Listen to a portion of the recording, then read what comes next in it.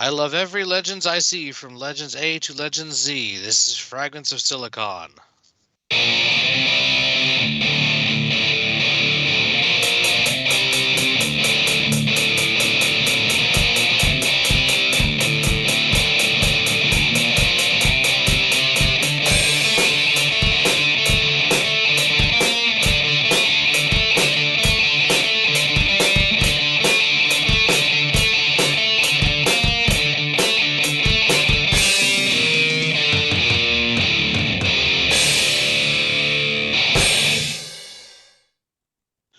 All right, welcome to another installment of Fragments of Silicon. I'm your host, Adam. Joining me as always, our Galax and Petty fan. Let us get to what we colloquially call the news. Oh, Petty, why don't you start us off this week? Oh god, this week has been crazy. First off, as far as weather goes, how the hell do we go from almost 80 yesterday, Monday, to 70 Tuesday morning to snow Tuesday night? Like, what the hell is this weather, man? I don't know. And also, we finally got our old pool removed. Yay! And we also got some old trees and stuff removed that we've been needing to get removed for years. But besides that, it's finally been taken care of. So all we need now is look and see about getting a couple more quotes for getting a new pool put in this summer. And yay! As far as gaming goes, not really a whole lot's been going on. I'm looking into getting Helldivers 2, but I guess that really depends on if I have people to play with, because the game is I fun. have been hearing good things about that game. Yeah, though it is a shooter game, so I'm not sure how into it you would be. So I guess it really depends. But yeah, if I can see about getting people to play with, I may go grab that because, yeah, like a lot of people said, it looks fun, but the problem is it's not great if you just are playing by yourself. And right now, Ogre needs a computer upgrade because he definitely is interested, but he needs to wait to get his computer upgraded first. Hmm. And I guess also on the topic of Ogre, he got his CPU fan replaced, which fixed his CPU overheating issue. So, yay! No more hot chips. Been coming up a lot lately. I mean, his the cooler on his was when he got it built like 13 years ago. So the fan bearing, I guess, decided to say, "I'm done, boss. Good night." That's a long time to be using a computer. Yup. I mean, the computer I had before this one was almost 15. Jeez. Yeah. And then, yeah, as far as like other like gaming and life stuff, not a whole lot else going on for me. So next. Well, Galax, that means you. Let's see. I bought some boxes at Walmart to try to move some of the books that I don't use regularly out of my room to a space in the basement, so that's Hooray. good. Let's see. One of I've been playing a little bit of the Splatoon 3 new DLC, which is it's a run-based semi-randomized thing, but it rewards being good at using a lot of different weapons, which I'm not amazing at, so Mm. sorry, I was talking to Matt again in the chat too. What was I saying? got the books out. Yeah, I've been enjoying that, but I'm kind of debating between just kind of not trying to get super far and just grind resources to unlock things or what. But we'll see how that goes.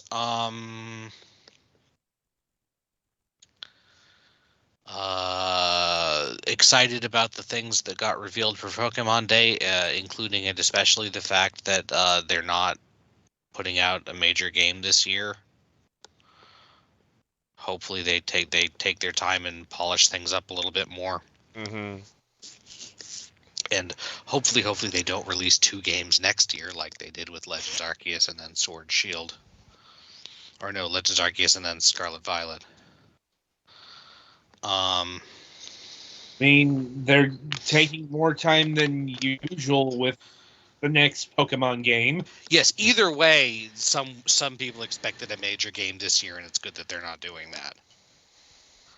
And they didn't say when in 2025 either. Yeah, it could be the holiday game for all we know. Yeah, we'll see. Anyway, it seems like an interesting concept. And some of my friends are very excited for the Mightiest Venusaur event that's going on right now because they like Bulbasaur a lot. Oh shit, yeah, I need to take care of that. Anything else? I think that's probably it, unless something comes up while other people are talking. Well, by other people, you mean me, because it's my go. Yeah. You never know. The guest might want to do a news segment. I don't allow that. When have we ever had to get... The only exception may be Linkara on the other show, but that's just because he's been around for a while. The only exception on this show would be John. Fair. He's on every couple of months. Anyway, getting back on task here. Let's see. The spring cleaning I had hoped to do last weekend didn't occur due to, let's say, various factors. So, small child invasion? No, more a lack of that. Like, my brother couldn't make it up due to various reasons, let's say. Like, so we're hoping to do it, get it all done this weekend. It looks like he'll be able to make it this time around. Like, it's not something I'm especially looking forward to, but it's got to be done because there's items outside that are kind of clogged in the walkway, and kind of want to get rid of that before any of the neighbors complain. Like, so, that's going to be happening in a couple of days. Like, and let's see. In terms of games, I still continuing along with Tales of Symphonia. Got almost all of the Devil Arms. Completed most of the arena quests. Not powerful enough to do the cameo battle or the special sister battle, but get there in due time. It's like, ardently refuse to do the casino because their save system is stupid. Like, it's like, you want to do that properly, look at the Dragon Quest. Like, anyway. And that's about it for my news. So, merrily we shall roll along to the interview portion of the broadcast. And joining us this week is Richard Rowland of Hextech Studios. Yeah, happy to be here. So I don't know, should I give like an intro? No, we got a particular way of starting. Okay. And that is, what got you interested in video games, both on a personal and a professional level? Right. Yeah. So I've actually been I kind of got into like Warcraft 3, StarCraft. That was kind of those were, I mean, obviously those were big, right? So and then I sort of got into modding at that point. So uh, they actually kind of became like a jump start for me into like programming. And so they when I was like, I don't know, 13 or something. Um, so yeah, when I was pretty young, I released a mod um, on Gary's mod called Global RP, and I kind of got my first taste of like uh, what it was like to have something that like a game, and it was a really shitty game, but like it's something that people cared about and something that people were playing. And I kind of got hooked on it, on that feeling, and like then I just kept doing modding, screwed around a little bit on the source engine, and then dropped that. And I haven't been really involved too much in gaming for a while now, and so I'm just sort of like dipping my toe back into it again at this point. And what sparked that? It's sort of dipping my toe back in. Yeah. Well, to be honest, like I've kind of been working like a lot of government work for the last like 10 years, or 13, 14 years. And so like I just had this notion of where my career was going, and it was just completely wrong. And so I'm kind of like a little just looking for something else. I want to own like a business if I can. I'm tired of working for other people. But I also love gaming, so I'm trying to make something happen here if I can. Sorry, go ahead. Like, no, we've heard this story before. Like, admittedly, been a while since we've had anyone come in from like Warcraft modding. Okay. Like, anyway, so prior to the work that we're going to be primarily focused on, have you done anything else? No. No, not I mean, it was like I said, just I have like 3 mods that I did like 15 years ago, 15 plus, yeah, maybe 15 years ago. So people have kind of looked at Otoconia, and they say like, oh, it has like a really old school feel to it. And that's why, because that's what I love. That's what I know. So yeah. Gotta say, Otoconia here is a strange beast, given your background, because, well, before we get into that, what is Otoconia for those who might not know?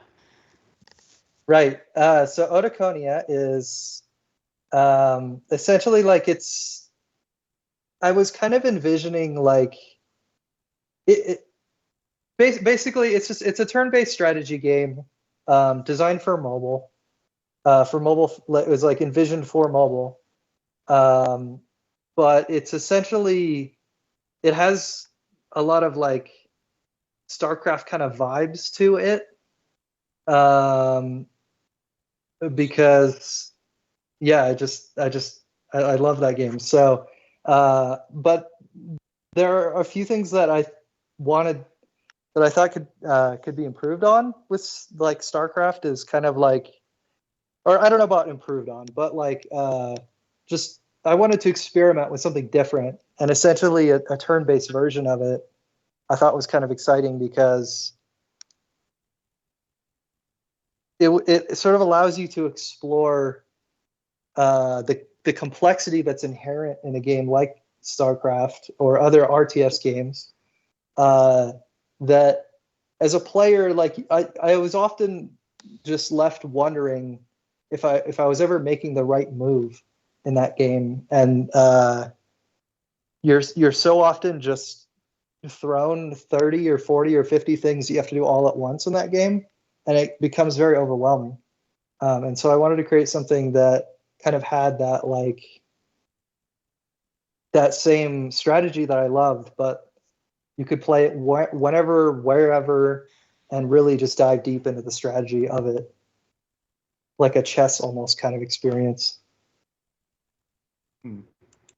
Like, certainly a curious pivot to take,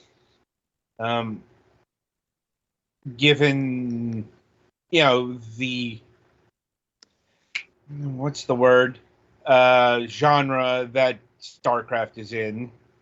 Like, but mainly it's, when I see this game, I don't think StarCraft, I think Civilization or Age of Wonders. Mm-hmm. That's mainly because I'm not sure how familiar you are with those games, but those are, hex-based strategy games that are turn-based. Right. Like, that's a genre or subgenre that has its own very storied tradition in video gaming, far away from the real-time strategy scene. For sure. Yeah, there's actually a game on mobile right now. It's kind of like, I would say the game that's closest to Otoconia on mobile right now, called Polytopia. Yeah, Polytopia has a very Civilization kind of feel to it to me, because you have like large tech trees that you're like researching. Like, let's say you're researching like foraging, or you're researching hunting, or you're researching, hey, I need my guys to ride horses or something like that. There's not so much of that in Otoconia, because those sort of large tech trees in terms of researching and things like that, I always found them to be kind of overwhelming. So I'm trying to stay away from that if possible. Understandable. Yeah, the 4X is quite different to even, just more basic turn-based strategy games, like Advance Wars comes to mind, or right. probably something that'd be more of a direct parallel here is Nectaris Military Madness. Yeah. I haven't played that, but I love Advance Wars so much. Yeah. Anyway, but so you say you took the main inspiration from like StarCraft and Warcraft 3. How did you like transpose the principles of real-time strategy into something more turn-based? Yeah, I mean it's hard, right? Because I think you do run a risk of making it boring, frankly, like because like or just unplayable in some ways, especially trying to turn StarCraft specifically into a turn-based game, because you could quickly end up with a scenario where it takes 200 or 300 turns to play a full game. Actually, that's not quite right. In the games I'm playing, they're more like a very large map will be about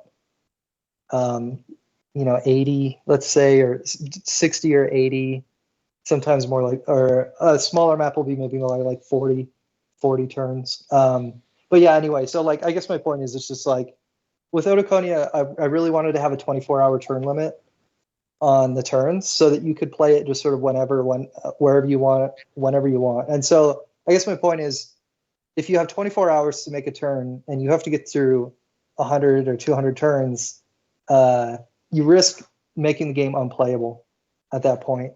So, yeah, like there's a lot that I've done with this game that I haven't really found a way to show that in a great way in the trailers. One of them is action grouping. So essentially, like I have some like I have a lot of text that describes what it is, but I don't really have it being shown clearly in a trailer. Anyway, when you have a really large game, sorry if I'm going on too long, No. but yeah, so when you have a really large game with a really large battlefield specifically, so like let's say you have 40 different units all performing an action in the same turn across like 2 different teams, and let's say you have to find a way for every single unit to like somehow perform that action in a way where you have clear rules where do actions happen at the same time, like so anyway, so there's a lot of things to solve. There's a lot of complicated problems to solve in that process. What I ended up doing, at least, is basically throw all the actions in a bucket, and then you roll dice to order which ones go first. And then when you're displaying them, you group them in ways that determine like actions that are like distinct from each other. So for instance, if let's say like 2 worker bots are moving somewhere and they're not these actions are not interacting with each other at all. They're just moving from point A to point B, but they're doing it next to each other. Well, you can just display those at the same time because there's no interaction between the actions. And so there's a lot of trickery that is going on in this game like that makes the game really fluid and playable. Sorry, I know that was a lot. And are you concerned about alienation? Alienation of like the player base or what? Well, rather, I'm trying to figure out who this is for. It's for me. I built the game for me, which is a stupid answer, but I don't know. That's the only answer I have.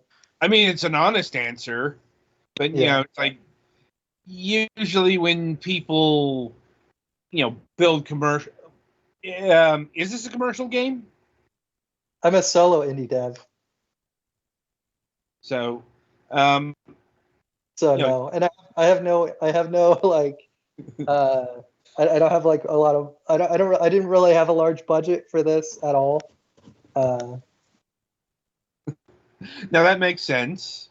Or any budget really. Like, that is the case with many solo dev on the program, especially when they're doing this on the side. Right.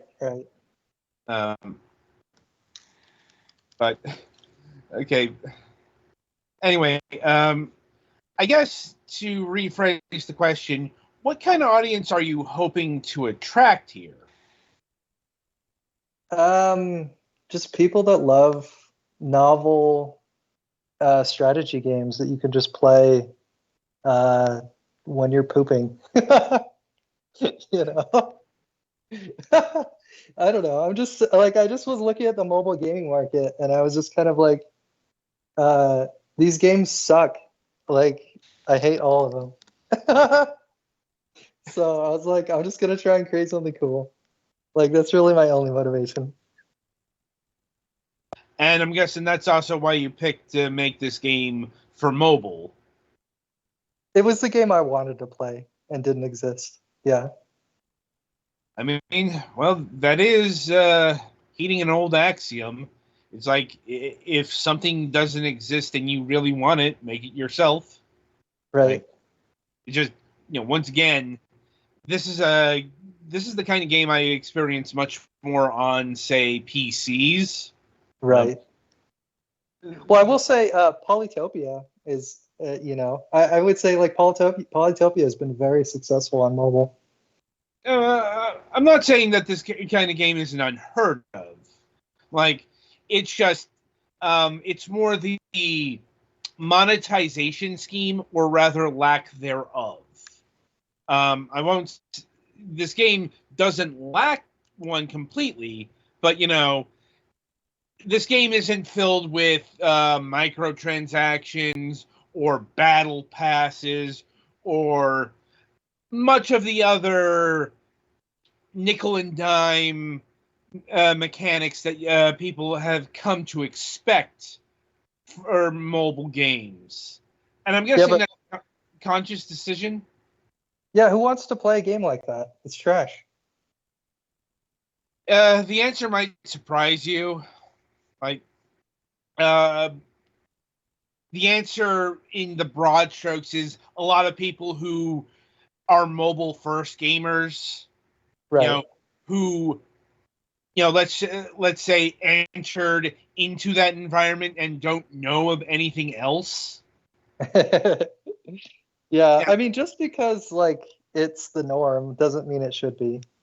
I'm not disagreeing with you there. I'm just saying, where the mobile market went, it just ended up, in microtransaction hell. Yeah, but aren't you guys mad about that? I'm mad about it.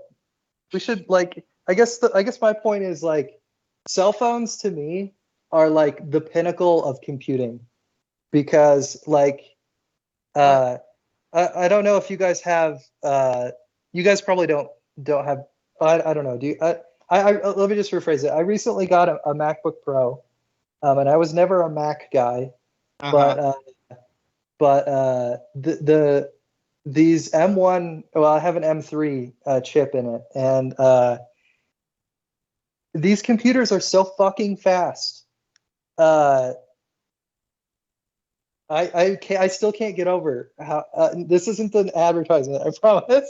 But like, my point is, and I do have a point here, I promise, is that this technology that's in these MacBooks comes from mobile. Like all of the lessons that were learned through creating technology that is very lightweight, very does not consume a lot of power, but yet also very powerful. It's all these lessons were learned in the mobile world. So we have these like these devices that are just like they're science fiction and they're just in our pocket and we just take them for granted. And why shouldn't we have cool games to play on them?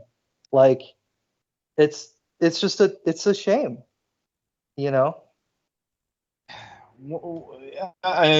Once again, not talking about like individual games, but it's more the broader market. Like, yeah, it's like, indeed, you have built something against the grain in certain respects, but I suppose this is a good time to talk about the monetization model that you do have, and that is a subscription service, from what I understand here. Right. So how does it work? Right. So my goal was that you get to, as a player, you get to choose. Do I want to play this with ads like YouTube? I like to liken it to YouTube because the way that ads exist on mobile right now is again a hellscape, right? So I didn't want to do it like that, but God, yes. Yeah, they're terrible, right? So but YouTube, everybody loves YouTube and nobody complains about ads on YouTube, right? So people see ads on YouTube. I guess people who use phones see ads on YouTube. Once they're not using the right apps. But Well, you guys have ad blockers, is what you're saying, right? Yeah. Okay, Trust yeah. me, whenever I have to see ads on YouTube, I complain about it. Right. Okay, well, okay. So I wanted that if you don't care about ads, and then you can play Oconea for free with every now and then I'll show you an ad, or you pay $1 a month and you have no ads, and you just get to choose whichever way you want to experience it. That's up to you. once again, that is a fairly normalized, payment structure on mobile in the broad strokes. But the thing I think you are telling us is that you are a bit more lenient with the advertisements and such. Yeah, I mean, I tried to create something kind of similar to how YouTube works, where it'll show you an ad like infrequently, Mm-hmm. but they're not just like crazy in your face all the time. Yeah, Like Twitch sometimes, where you can get like 2-3 minutes of ads in a 30-minute window. Yeah, it's a struggle because at the end of the day, like, I mean, it's a platform, right? So like, the platform has to have enough revenue to sustain itself. So I don't know where the balance is there. I really don't. But I'm trying to figure it out. I mean, as long as you're in a position to find out, Right. I suppose it's not that big of a problem. I mean, it varies with the developers we have on the program. Like, some of them are, doing this as a side gig. Some of them have, let's just say, everything invested in their project. Mm-hmm. So, this being a learning experience can be, something that you can shrug off, or it can be, for lack of a better term, very financially ruinous. It all depends on the investment. Right. Yeah, for sure. And I'm presuming here that you don't have, let's say, your life savings invested in this particular title. No, I mean, I'm holding. I'm somehow managing to hold a job right now. Yeah, I don't want to talk too much about that, but yeah, I do have other employment. I mean, that might be important to hold on to in these times. Agreed. I'm trying not to get fired. Sometimes it's hard, but yeah. I'm talking about the games industry writ large. Oh yeah, no, I know. It's not just the gaming industry; it's the whole tech industry, right? Right. Kind of hellscape. Yeah, for sure. Yeah, times are terrible. Yeah. No, I know. Anyway, so how long have you been working on Otokonia? It's been about a year now.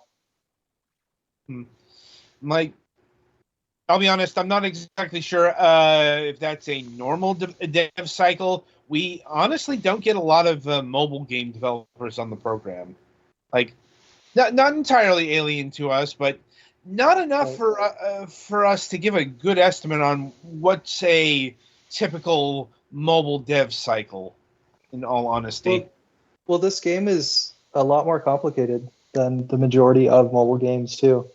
But that being said, I took some shortcuts. Like I'll just straight up, like I took a lot of shortcuts. Let's say that. And I'm more than happy to talk about that too. Go ahead. Because yeah. So the hex grid map. Actually, I would love to talk about the shortcuts I took. So the hex grid map that you're seeing in this game, with the beautiful rivers and everything else, was not entirely, because I did improve upon it a bit, but was originally created by a guy who goes by Cat-like Coding. So I want to give a shout out to Jasper Flick on Cat-like Coding. He runs basically Unity tutorials that you can find online. And he somehow just fully sustains himself on this website that he's created. And so he published the source code for this beautiful hex grid, this hex map that I'm using. And he made it free to use for anybody in any project they want to use it in. So I took advantage of that. It wasn't designed to be used on mobile, so I had to change some stuff. The textures were a little basic, so I had to improve upon that. I also added trees and stuff to it. So so that's one of the shortcuts I took. All of the assets in this game I also purchased or found online. The Unity Asset Store are where pretty much all of these assets came from. And by assets, I mean the models specifically, animations, things like that. There are some animations that I created in this game, but they're kind of shitty because I'm not a 3D modeler. I don't really know much about rigging or animating. I know just enough to get some basic shit done, and that's about it. Sorry, I don't know if I can curse on here, but yeah. It's fine. So yeah, I took some shortcuts. I mean, if I hadn't taken those shortcuts, this game could have taken 2-3 years to develop easy. It's probably the course of least resistance. Yeah. You know, it's like, and I don't think anyone's going to terribly mind as long as you're not doing like a wholesale asset flip. Right. Yeah, that's what I'm trying. I don't want anybody to think that I'm trying to do that because I'm totally not. Also, the music I did not create. I did pay a guy called Space Castle to create one song for this, but yeah, the rest I found on Pixabay, and sound effects I also didn't create. So, And yeah. I'll be honest, this is about what I would expect for a newly christened solo dev. You know, Right. like this is your first project, and I mean, you didn't even mention any sort of prototypes or smaller projects or anything before this. No. So Yeah. I didn't even know how to use Unity when I started. yeah, so not too shocking, at least to me, that you would be using a lot of pre-made stuff. Yeah. And I suppose my next question is, how did you find the experience of, developing a title? I don't know. I loved it. Yeah, I don't know. It's something I always wanted to do. I will say that I found everything so much easier nowadays than it used to be. And so that was actually kind of thrilling because the idea that you can just buy models online and they're cheap too, and they look good too. I had no idea that existed. And I found it. I was like, this is awesome. Oh yeah, like while gaming isn't like completely free to develop or whatever, like it's a lot more accessible than it was 20 years ago. Yeah, for sure. Like, it's the reason why all the download stores are stuffed to the gills with titles.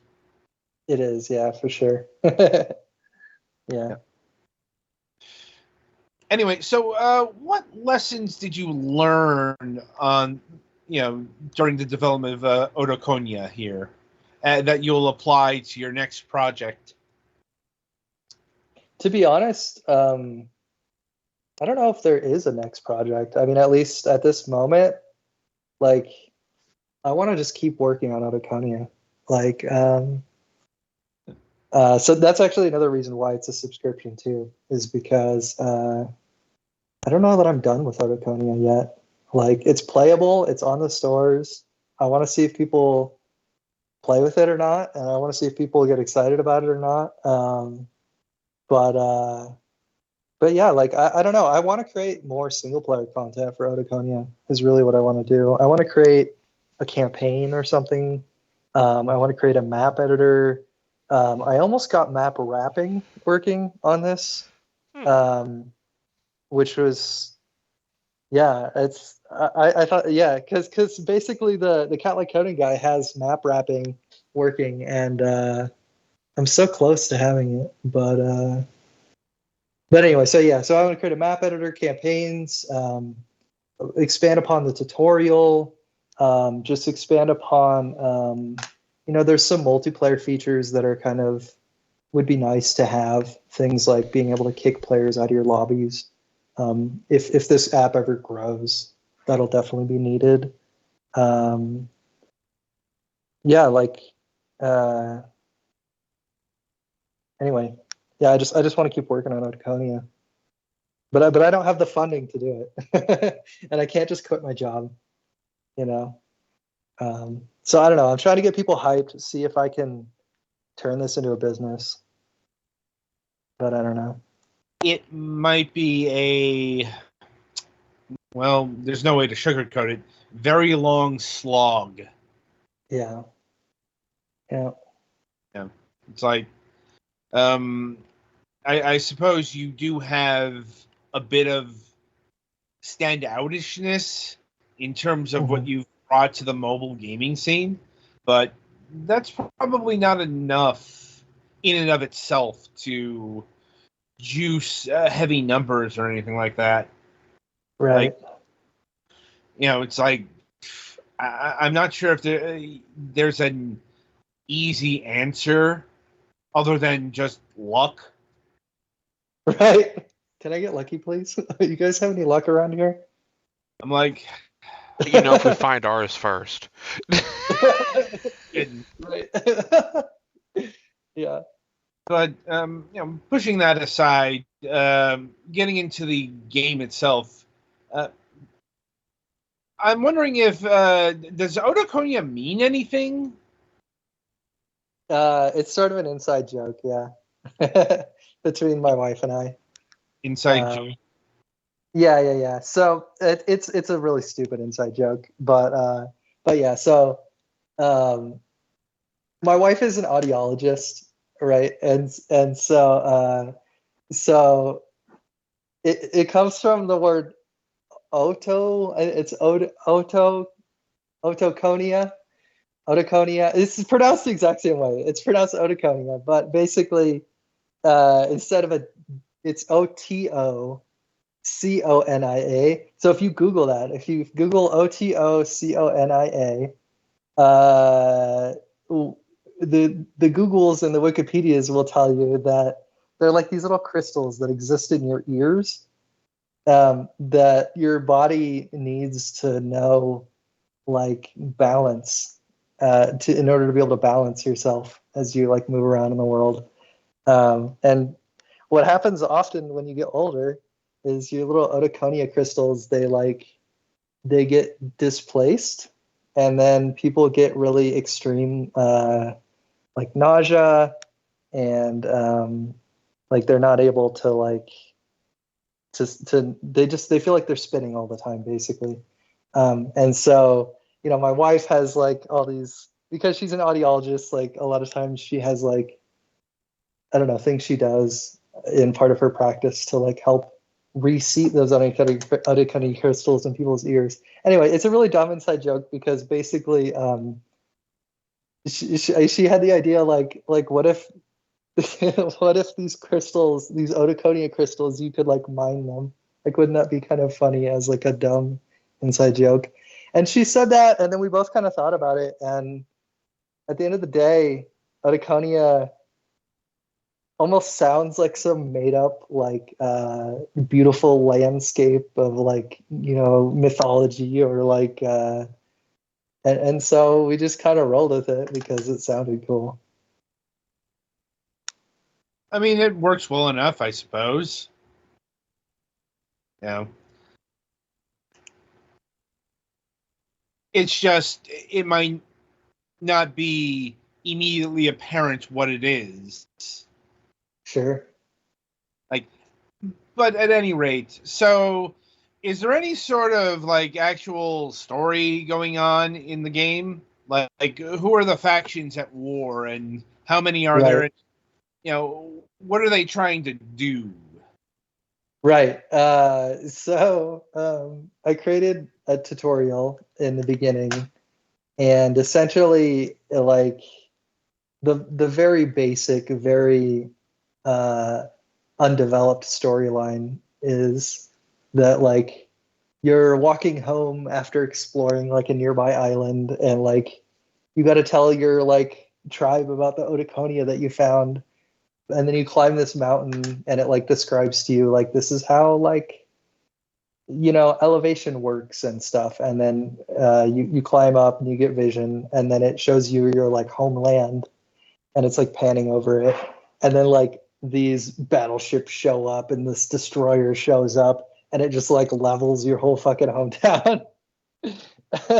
And then like and then you have to like run away on this transport ship, and you're basically like put out to sea, like to like explore new like lands on your new quest, and that sort of a little bit leads into the Mayflower game mode, which is essentially it's basically standard. It's basically just like the standard game mode where you have to like explore the map, find out Odaconia, build Odoliths on them, and then but except that you start off with a transport ship, workers, and then soldiers, and you have to build a base from scratch, as opposed to you start with a base. Right. And what sort of units do you have in the game? Yeah, so the units, I mean, I'm a little biased, but I think they're kind of cool. So like you have the barracks, which is like tier 1, spawns. At the moment, it's quite a bit more basic, the tech tree are than StarCraft, but it's a mobile game, right? But anyway, so the tier 1, which is tier 1 in the game, is basically barracks and seaport. So barracks, you can spawn spider swarmers. So basically, those guys are for scouting. When you spawn them, you get 2 of them. And so you can just kind of send them out the map and scout, which is super crazy important in this game because the whole map is procedurally generated. So you don't know, you don't have a clue what the map is or where you are on it or anything about it. It's all just fog of war. And you're just like, you just have to discover where you are first. So that's actually a difference between this and like a lot of other games. But anyway, so there's the Spider Scout in the barracks, and or you can spawn a soldier, and that guy has the ability to have like this ranged shoot action, or you can do like sword, which is like your melee action, which has higher roll, which just means it's more likely to happen first if you're on melee, or you can just move. So that's the soldier unit, and then you have Thumper. Thumper is my favorite unit in this game. Basically, the idea came about because there's so many islands in this map, which is to encourage transport ships and stuff like that, because there's a lot of transport ship mechanics. But yeah, so anyway, so the idea is with Thumper is that he jumps. So you can use him to jump between islands, and then when he lands, he does like an area of effect damage on the cell that he lands. So that's tier 1. I shouldn't go over all the units because that would be, I don't know, too much boring. Maybe, I don't know. But yeah, so that's tier 1, and then Seaport. There's three units there. There's a gunboat. There's a transport ship. There's a battleship. Oh, there's actually 4 because there's a destroyer too. Yeah, and then for tier 2, there's 2 different ways you can go on that. You can build a burrow, which builds amphibious units, or you can build the factory, which builds basically mech units, and then from there you can upgrade to tier 3 if you want, which is an airport, and then there's 2 units in that one. And do you have any sort of development roadmap ahead for Otokonya here? I have a vague general sense of where I want to take it, yeah. But at the moment, I'm taking a break because I have to make sure that I can focus on other things at the moment. So yeah, I might take a year off or something like that at this point. Yeah, I might take like a year off. But in terms of roadmap, yeah, I mean, like I said, I would love to have wrapping. I would love to have the map wrap. So it would only be east-west wrapping now, because north-south is a whole nother can of worms. But anyway, yeah, wrapping map editing would be awesome, because then I could have pre-baked maps that you can just play on that are, like, let's say, more fair. And then Right. I have this idea where the thumper could pick up units and then throw them. And then I also have ideas for more game modes and stuff too, which would be really cool. But I don't know. I think maybe I need to start like a GoFundMe or something. I don't know. Well, only the future will tell us. Like, anyway, so I think I've run through my gamut of questions. I'll see if my colleagues here have anything further for you. I think I'm good. Yes, I think you asked everything I was thinking of. Okay. Well, Richard, I want to thank you for taking time out of your schedule and being with us here today. It was a very pointed and interesting conversation. I guess we should Yeah. also mention the giveaway we were running in our Discord. Oh, yes. Yeah, so Richard very kindly gifted us 10, not copies, because this is a free-to-play mobile game. It's a 1-month free subscription to the game. Like, if you insert the code on the Google Play Store, you'll be able to play the game 1 month ad-free. So if you are interested in that, just head over to our Discord. If you need a link to that, it's in our it's on our Twitch page. It's scroll down to the panels. I think the commands are broken on Nightbot. I will have to fix those later. Yeah. Anyway, that's running for a week since we got 10 of those. So if you want to get that, just be sure to head to our Discord, head to the giveaway section, and follow the instructions there. Yep.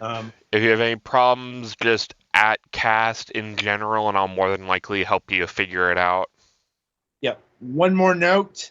The codes are Android only. We did not get any iOS codes. And they are global codes, so... So, yeah. What I'm saying is, if you're an iPhone user, we do not have any available, unfortunately. So, just wanted to note that. Anyway, so outside of that, the game is Otokonya. It is available now on iOS and Android, Google Play. Is it on the Amazon store? No, it's just Google Play and the Apple App Store. Okay. So be sure to go and download it today. Penny, play us to the next segment.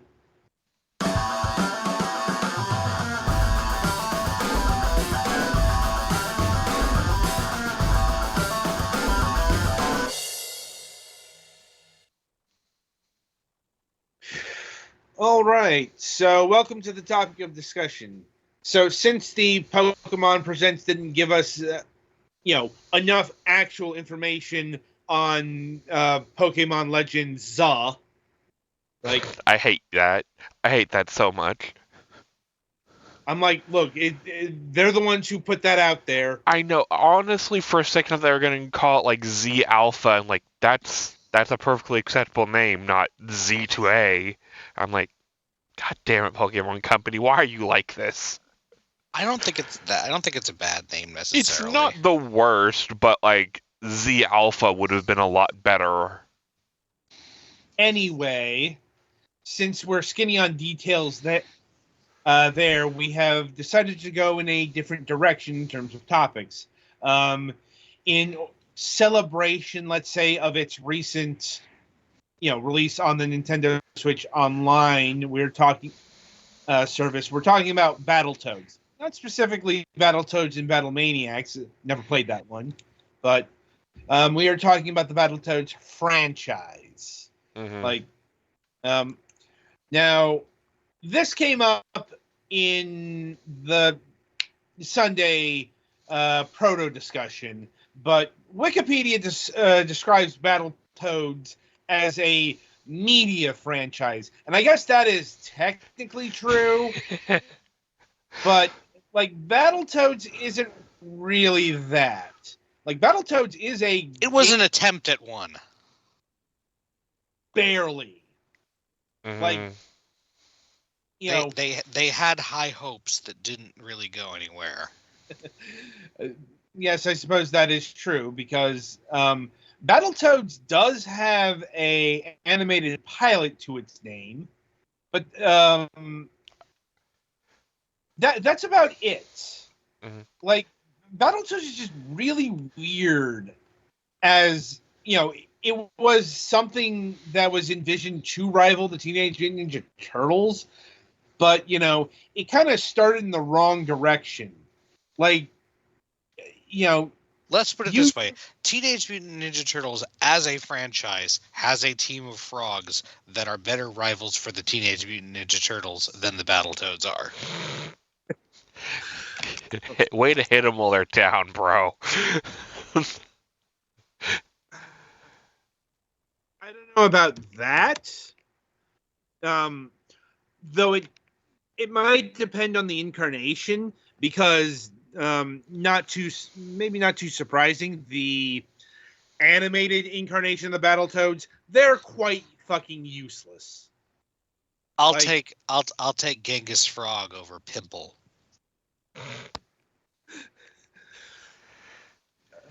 I mean, how do I put this? They're all probably equally comedic. Like, here's the thing: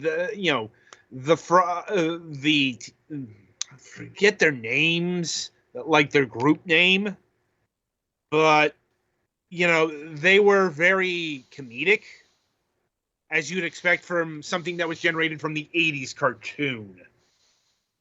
Like, but we might be getting off topic here, because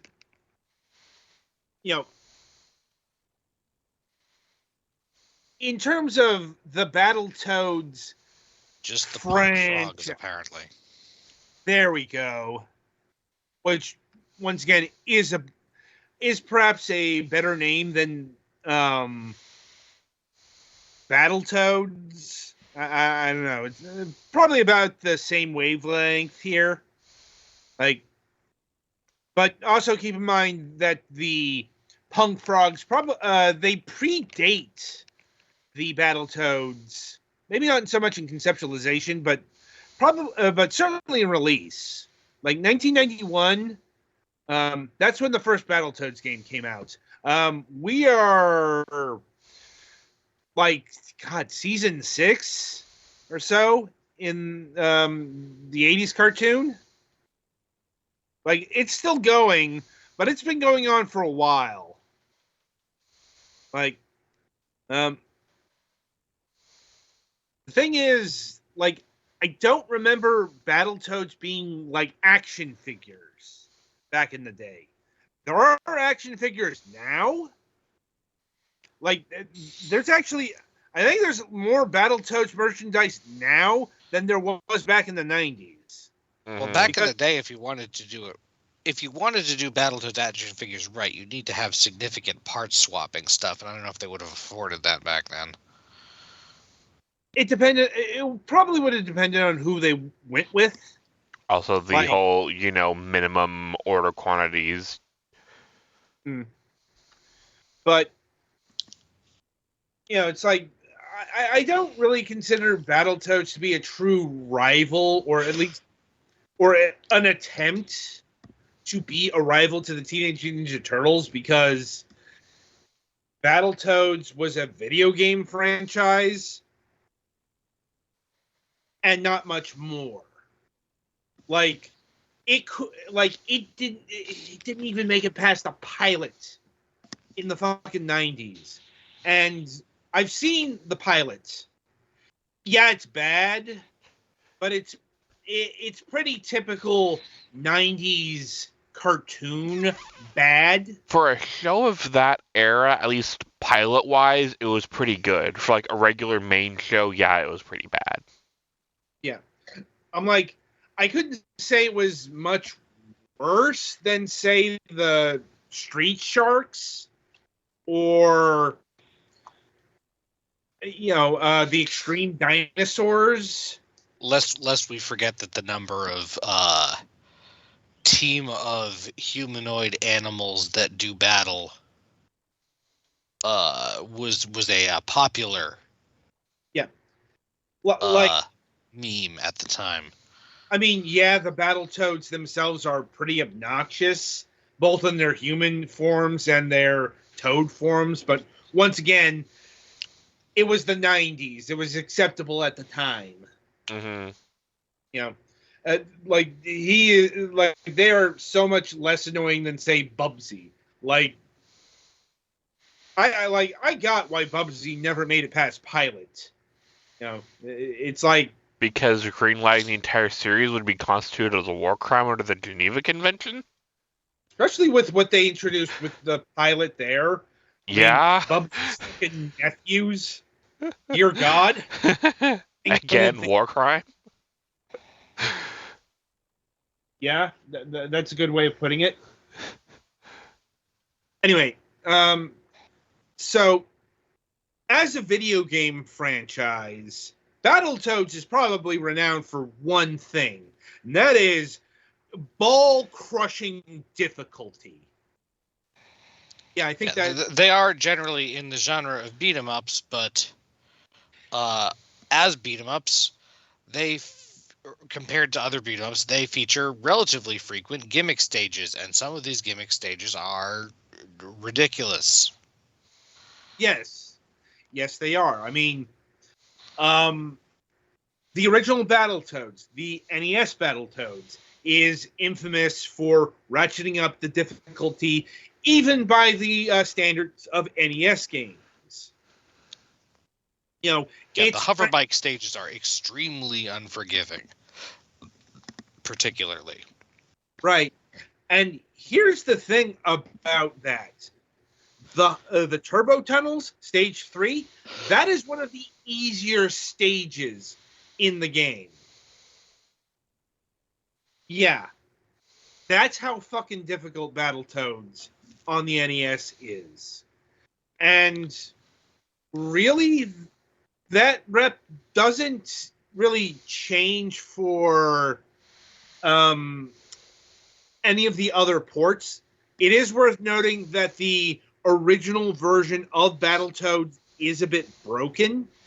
There's an actual glitch in the original North American release that makes completing the game in two-player mode literally impossible. I don't remember what it was exactly. It's something to do with a frame rate. I remember that, but the actual mechanism. It is at least exacerbated by the frame rate. I looked it up, and what I found is that apparently it has something to do with in the speeder bike stages. Player 2's bike starts. player 2 lands on player 2's bike later than player 1 lands on player 1's, and they start moving when player 1 lands. So basically, by some of the stages, it's impossible for player 2 to make like the first obstacle on some of them, or something like that.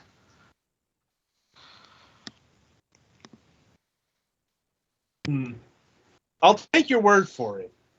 It's like I don't remember. I can't verify that, but that was the best I could come up with in a quick search. Yeah. And in spite of the difficulty, or I won't say because of it, like Battletoads on the NES was successful. How successful? I don't think I've ever seen numbers quoted, but considering that we got a shitload more Battletoads, it's safe to say that the game sold rather well. Well enough to justify a number of ports and sequels. And again, the aforementioned TV pilot. Right. But original Battletoads did find its way to several systems, namely the Genesis. It's one of that class of weird NES to Genesis conversions. There are some other games like that, like Rare Zone, Snake Rattle and Roll, and Bart versus the Space Mutants. That was a thing. God damn it! Why do you have to make me remember that? It wasn't even the worst of those. I know it wasn't, but I still blocked it out for a reason. Understandable. Anyway, but Battletoads also found its way to the Amiga and the Amiga CD32. Though from apparently that version is really fucking broken. And we've got the, I think, official sequel to Battletoads and Battlemaniacs. I know it does have a lot of remixing from the original Battletoads, but it's got a whole new story. It's basic. It is the sequel. Mm-hmm. And you've also you've got a couple of Game Boy games as well. There's the Game Boy Battletoads, which is a completely new game, despite having the same poster for the box art and everything. That was actually a fairly common occurrence on the Game Boy. It's they use the same graphics on the box art, but it wasn't actually the same game as the NES counterpart. Mm-hmm. Sometimes it was. Capcom's Disney games, for example. But sometimes it wasn't. Like Double Dragon. Anyway, speaking of Double Dragon, this is a really good segue to mention the bizarre crossover happened. Because it did happen. That is Battletoads and Double Dragon. In terms of crossovers, because the same people own both of them, this certainly is one. Yeah. Sort of. It's fair to say that this is a Battletoads game guest starring some Double Dragon characters. They're both beat 'em up franchises, but right.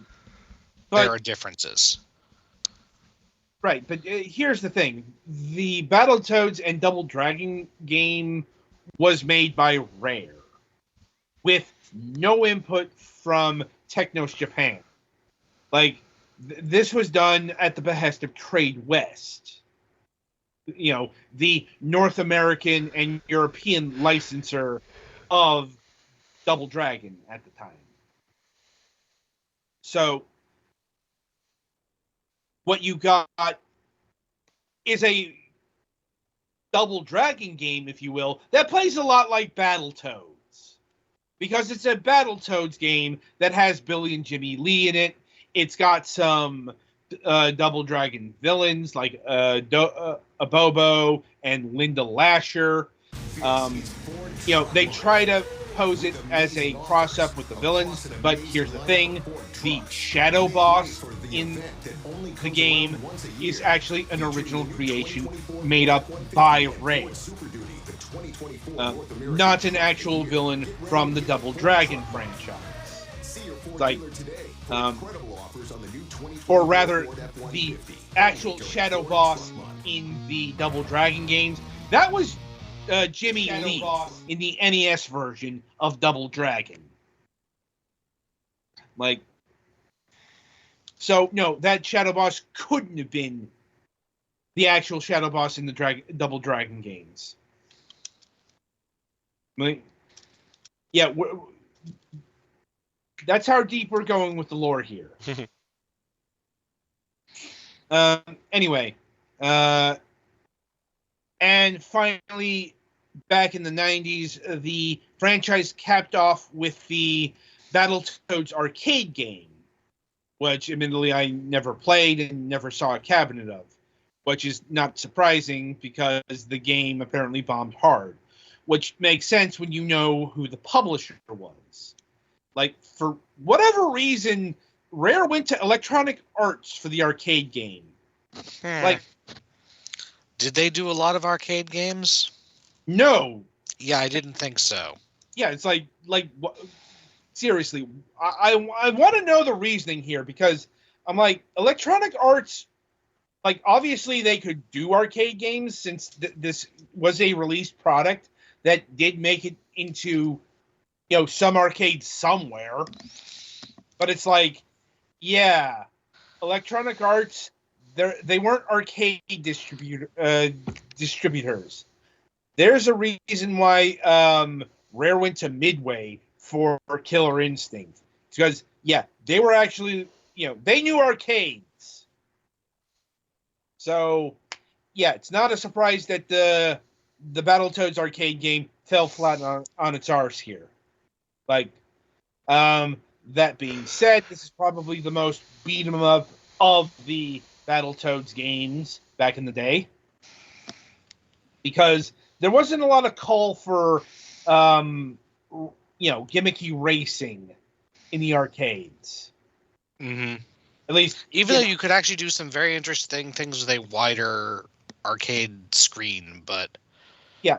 Also worth mentioning that this is the only Battletoads game from that time period that allowed you to play as all three Battletoads.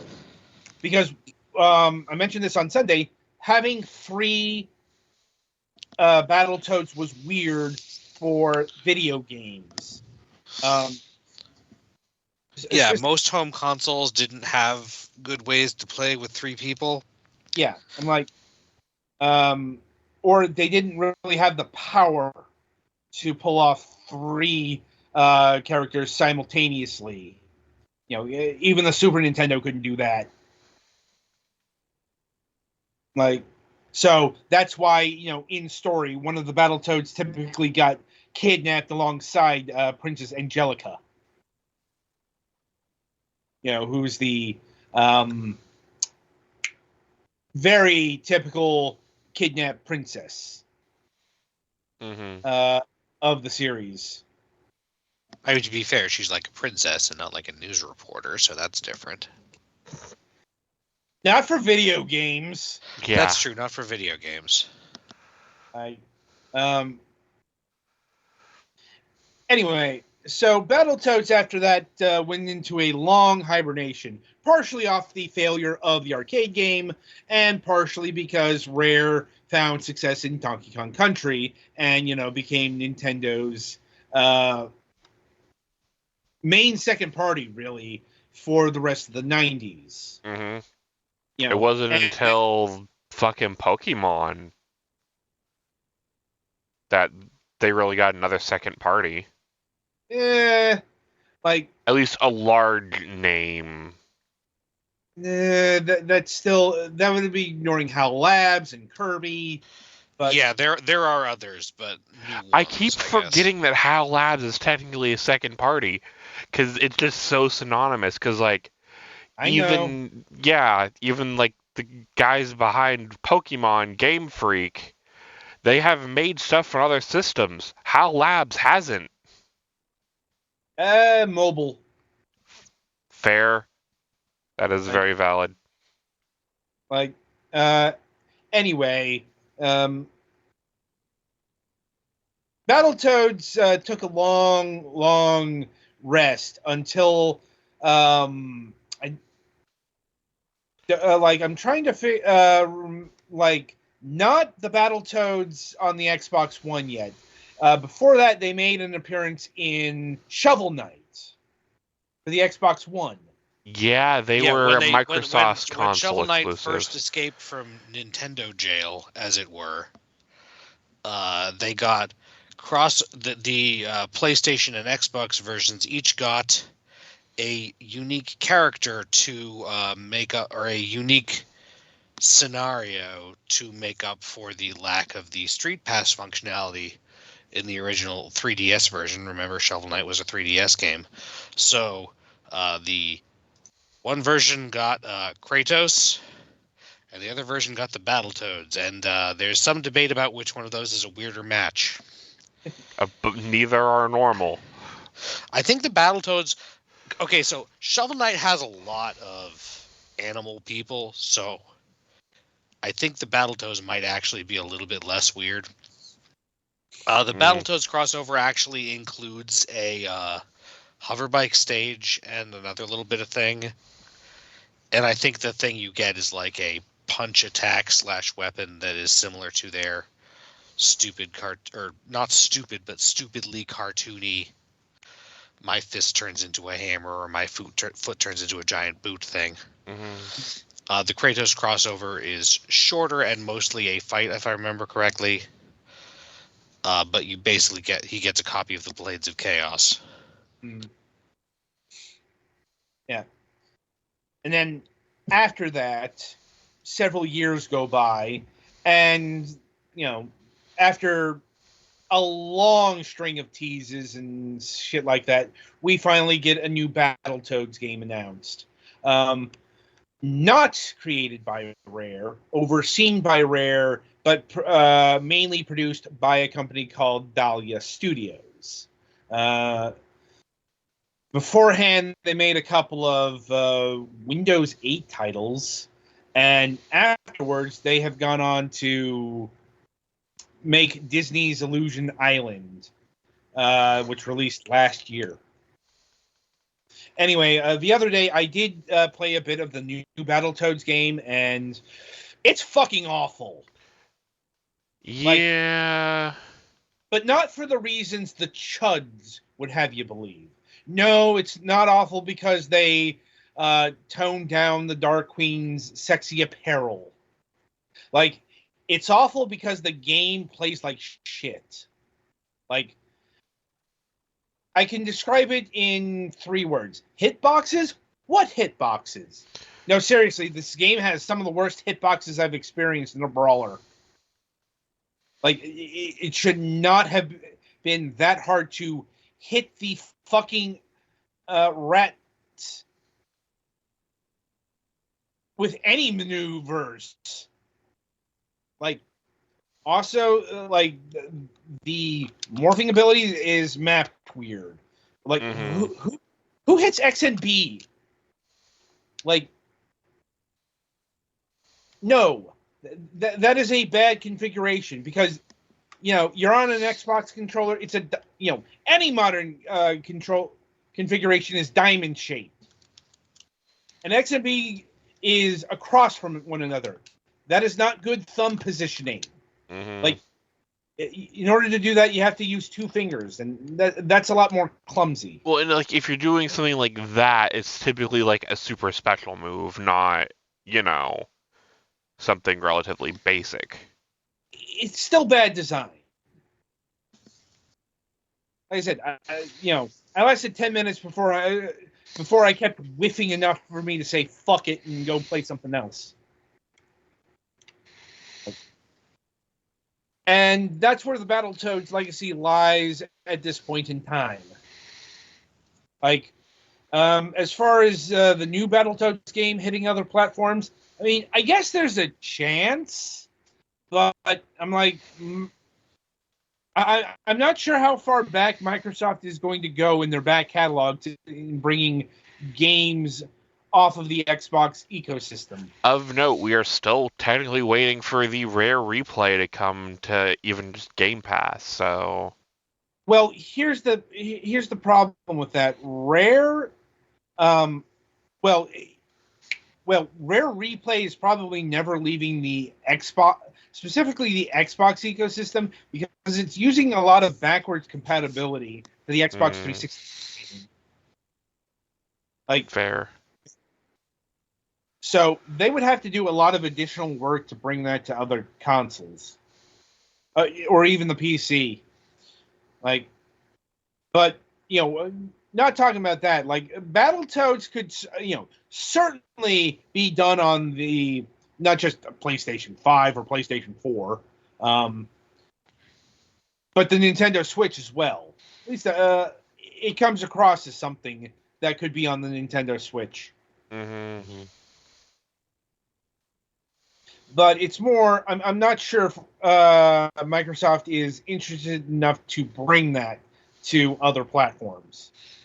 Like, once again, Microsoft is either bringing stuff that's very recent, like Pentiment is only 2 years old, Hi-Fi Rush is only a year old, or, in the case of Grounded and Sea of Thieves, those are live service titles. Like, Sea of Thieves is like 6-7 years old at this point. But also just recently got a content update like a couple months ago. Yeah, it's still being actively supported.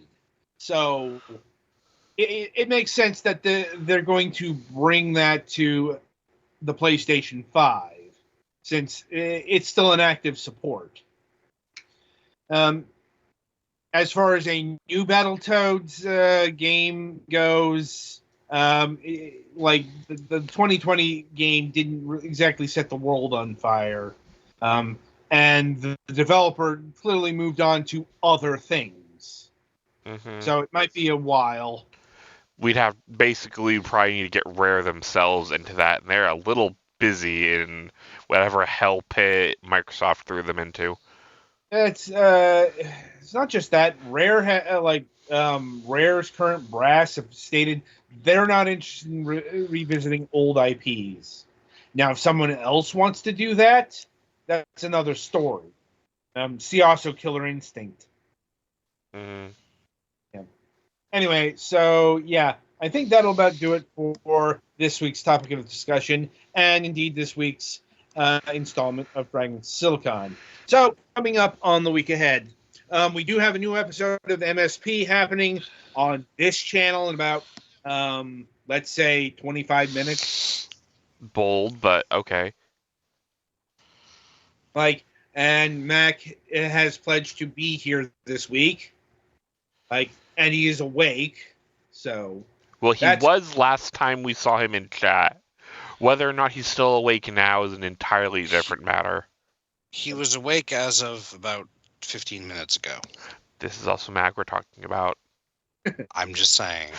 Yeah. Anyway, no Friday show this week. Hooray for that, I guess. Sleep. And yes. And coming up on the Sunday reviews, we'll be having reviews of Geometry Survivor, Draw Rider, Jackie's Wacky Adventure, and Noxia Somina. Some of these games we featured in recent interviews. Anyway, so until next time, I shall wish you good gaming.